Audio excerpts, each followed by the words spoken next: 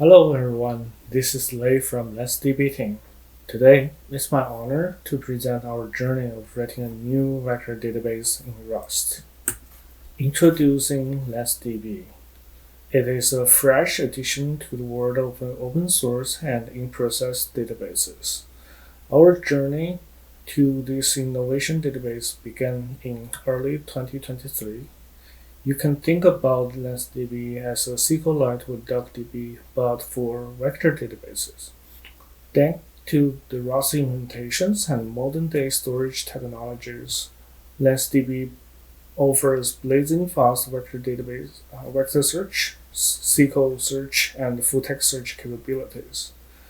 Our users do not only store vectors in LanceDB, we can store multimodal data and machine learning data directly with their embeddings in a single store, and our user loves LanceDB because of it. In contrast to a lot of other vector databases, we designed the vector index to be cloud native from the very beginning. As a result, you can deliver great latency even all of your data and index are on cloud storage like S3. Let me tell you how LanceDB starts. From the end of last year, we started to build this new columnar format called Lance for AI data lake in C++. However, it was such a painful experience for our small team to fight with the C++ building system while trying to maintain the velocity to deliver values to customers. Here, we do it again. Around the new year, our team decided to try Rust after we have read so many rewrite my projects in Rust blogs. It was a huge success for us of rewriting. Not only we re-implement Lance columnar format and build vector search capabilities on top of it, it just used less than 1 month of two of our engineering to re-implement that from scratch. We were surprised that the performance was actually better than our original C++ implementations. Community experience is a huge boost afterward, and more importantly, our developers are very happy writing the clean code. Our engineering team does not have pre-Rust experience, but we love Rust even though this is the first line of Rust we are writing. First and foremost, the biggest reason we want to try Rust was because how painful the CMake is. Cargo is so well designed that with a massive community around it, there are a lot of high quality libraries that we can use immediately without too much hassle, like in CMake. And not to mention those common praises of the Rust language itself. For example, the meaningful error messages and the opinionated software engineering practice, like models, building tests, and benchmarks, save us a lot of time to discuss what code standard we should put in place to provide guarantee for the code qualities. Moreover, since we like to support multi-languages SDKs for LanceDB, we do need one of the native languages that can be easily embedded into other languages. Lastly, because running vector database has a huge amount of math computations, especially vector computations, be able to easily access the latest SIMD code from standard library has been a huge win for us. So, what is a vector database? A vector database is different to traditional database because the search those vector databases try to serve is try to find relevant data in a high-dimensional vector space. Usually, our user data ranges from a few hundred dimensions to 1 or 2,000 dimensions. There's a difference from traditional database where each of the column there presents just one dimension of data. Vector database start to be more recognizable recently because people start to build AI or LLM applications where those models use huge vector internally to present their outputs. Vector database, in fact, became their machine learning database of knowledges. For example, a typical application using LanceDB is to store the embeddings from machine learning models. And here we take the OpenAI model as an example where it does the text-to-image embedding mapping.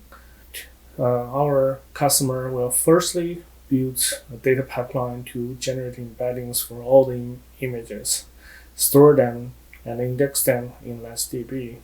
Then they will build a natural language search application on top of LanceDB to search those images through the English language. For example, within this example, you can easily find me top 10 of Hammer movies where you have Einstein chatting with it, and the clip model will give you a vector and find top 10 most relevant results and return back to the users within sub-second. However, building a fast vector database has its own challenges. Due to the curse of dimensionality, it is not practical to have a perfect index that is both fast and 100% accurate. You have to pick from one.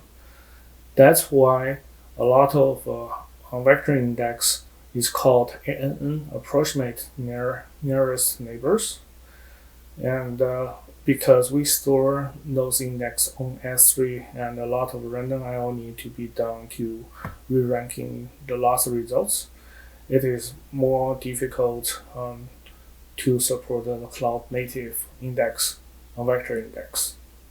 Our typical dataset in LanceDB is usually range from 700 to 1500 dimensions with 500,000 to 1 billion factors in it. The data type in those database usually flow 32 for the vectors and additional metadata for other filters. So building a vector index in Rust, the first one we built is called applicaiton, which firstly dividing the vector space into small partitions. It's called Voronoi cells, and within each cell we use product quantization to compress the vectors, so to make the storage smaller for benefit later I/Os. That way, to answer one query, we just need to scan a small fractions of partitions that are close to the query vector and avoid a full dataset scan. As a result, we can speed up the retrieval as well. To achieve high indexing performance and low query latency, we have pushed a lot of performance gain out of modern CPUs. For example, we wrote yet another kmean implementations with arrow format and manually tuned SIMD for distance computations. The code is specially manually tuned for L1, L2 cache friendly, and we do manual loop rolling to achieve better CPU bandwidth. Some other optimization has been applied into kmean as well. By the end of the day, our SIMD code is actually faster than NumPy, Arrow with a SIMD implementation, and also LM auto vectorizations, and among other benchmarks. It was mentioned that all of our code is using stable Rust instead of unstable Rust, so everyone can take that today. During the process of implement kmean and distance functions, Rust help us to work on these low-level details while still maintaining the readability of the code base. We love Rust, especially if you came from the C or C++ background. You would know what a nightmare it is to write multi-architecture code with all the define and if else. Rust configure macros help us super easy to fine-tune the small details of the code layout to support both x68 and ARM architecture like Hypo M1 and M2. Cargo benchmarks makes the team keep benchmarking as part of development culture, which is super important for such a database engineering teams. We use Flame Graph extensively because it is so much easier for us to identify the hot spots in the code, while the cargo flame graph is much easier than the original flame graph, which involved multi pieces of code on Linux. In the end, we use Goldbolt, the compiler, explore a lot, help us to check and verify the generated assembly code to make sure we have correctly used the right instruction set without stalling the CPU pipelines. The only missing piece in Rust we miss the most would be the generic specialization supporting C++, which allowed us to support optimization for multiple different data types, still with a fallback default implementation. So it is not only hard to do CPU optimization in a vector database, the I/O is also very tricky too. Because the disk space is linear, we cannot present multiple dimension distance statically and efficiently mapping to this linear space. As a result, vector index usually involve a lot of scan. It's more like an OLAP kind of workload. Many of our I/O optimization is on how to reduce the scan size, as well as reduce the later random I/O, which used to re-rank the results caused by PQ distortion. Each of IVF PQ is stored on one file. IVF century block is stored in the beginning of the file, and it's present the century of each of the partition in this index. And it is usually we just open this file once and cache the IVF century. A search vector comes in and we use those IVF centuries to identify which partition to read and scan them accordingly.